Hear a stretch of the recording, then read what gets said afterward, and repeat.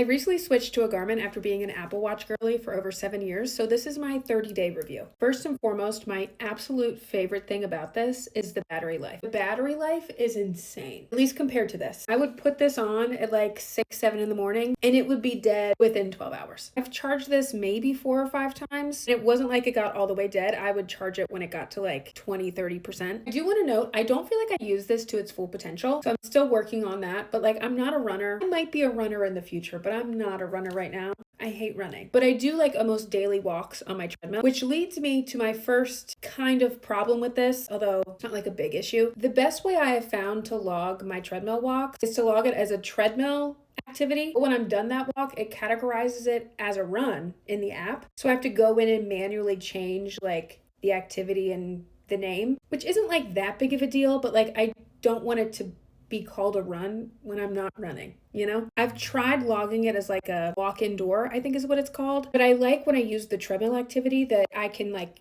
calibrate it to what my treadmill says distance wise. And it's gotten like pretty accurate when I use the treadmill activity. It doesn't give me the option to do that with any other like walk activity. If anyone has a better workaround for that, let me know. Other than the workouts, I love being able to track my sleep on this and track sleep on your Apple Watch, but the battery is like such an issue that it was just too complicated. Like having to fully charge it before you go to sleep, and it was just annoying. So I like having consistent daily data for my sleep. And I also really like the body battery feature. I'm still trying to like figure it out, but I went on a work trip to Vegas at the beginning of the month. I would say it was scarily accurate. At one point it said I had like a body battery of like 5. And I felt like my body battery was at a 5. I'll say I don't feel like I miss the Apple Watch as much as I thought I would. I still see my text pop up on here. Like if someone's calling me, it pops up. I get all the notifications that I get on my phone on here. It did take me a bit to like learn the interface of this because I'm so used to just knowing Apple all the time. But it honestly wasn't like that hard of a switch for me. The only other like small little negative was the band that it came with almost immediately gave me like a rash underneath, which I've never had with any of like the silicone bands that I've had for my Apple Watch. So I just went on and ordered some new ones from Amazon, and I haven't had an issue with that. I'm definitely still learning and like